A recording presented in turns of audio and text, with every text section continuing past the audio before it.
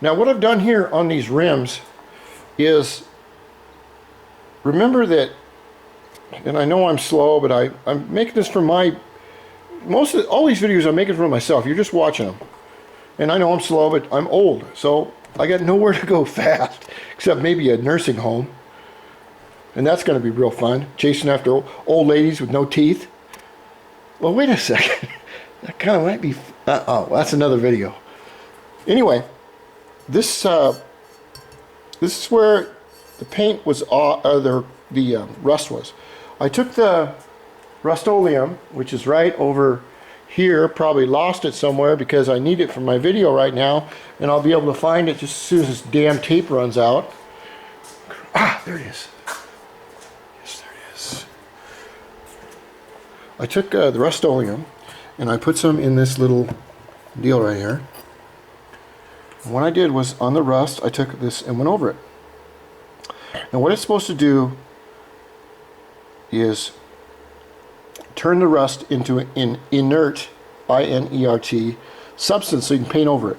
I don't know what inert means, or what they mean by it. But if you happen to see any bare metal on your bike or anywhere else, well, it's rusting. Okay, that's what air, water, moisture in the air, that's what it does to metal. It gets inside the pores, just like your skin, all those little holes. Except you see I'm pretty hairy, but not as hairy as a French girl. Anyway, it gets water in those holes and it starts to rust out. If you don't believe me, look at the Titanic or any ship, metal ship that's been down in the Atlantic for about 100 years. It's nothing but a pile of rust because the water gets in and eats the metal. So what we do is we put on the Rust-Oleum to get a good surface, that's what we want, and leave it overnight and it turns black. You give this a light sanding, and then we're going to shoot this engine enamel color. It's the closest color I could find to this color in a can, and it's worked out pretty good. Actually, it's more golder. Now what I'll do is I'll clean up these rims here. I'll put on tape over those because I think they're really cool. And these rims are just, I have never seen a set of rims myself that are in this good a condition for 26 years old.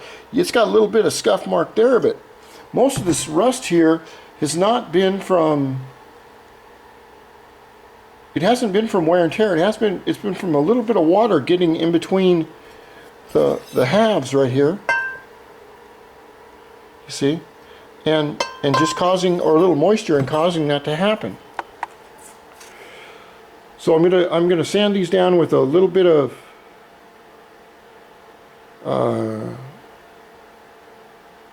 600 grit, or what you can use, this is called Scotch-Brite right here, and this comes with, now the Scotch-Brite does not have this on the other side. This is Scotch-Brite. Scotch-Brite is a really good idea to be used in something with irregular surfaces. It doesn't have to be perfect. And you can buy this in green, which is standard. It comes in a 6 by 9 inch piece, and usually there's 3 of them to a package. They're really cheap. They're like $1 a piece, $3 for package, and you can get them anywhere from this grit to a really heavy grit that they like to use on barbecues to take off all the sludge and everything. But you get a little bit of like palm olive right there. Get out of the way, damn it. Palm olive and some soapy water and go over all this, and you've got a good scratch surface. Like I said, you need scratches for that surface, for that paint to hold. And our main goal in doing all this painting is to make sure the surface is prepared so the paint will stick, and 3 months later it doesn't start coming off and you're looking like the king of the losers. You just want to take your time, do it right if you can. I know I'm 50. When I was young, I had to do everything right now. I had to have everything right now. I had to have that Ferrari the next day, which I couldn't afford. And it's kind of funny, as you get older, a man's got enough for 3 Ferraris and he doesn't want one. But when he's young, he wants it so bad, and he can't afford a Ferrari emblem to hang around his neck. So life is kind of strange. So that's the next step. I'm not going to use Scotch-Brite on this, even though I could. I have my wet sandpaper there. I'll use 600 grit, and I'll go over it real nicely. Then what my plan is, and you want to have a plan, is to paint the wheels with the gold color, get the gold color where I want it, then I'll lock the gold color in with a spray can clear like this. I'll do 2 or 3 spray can clears. I'll get a nice smooth finish on top of that.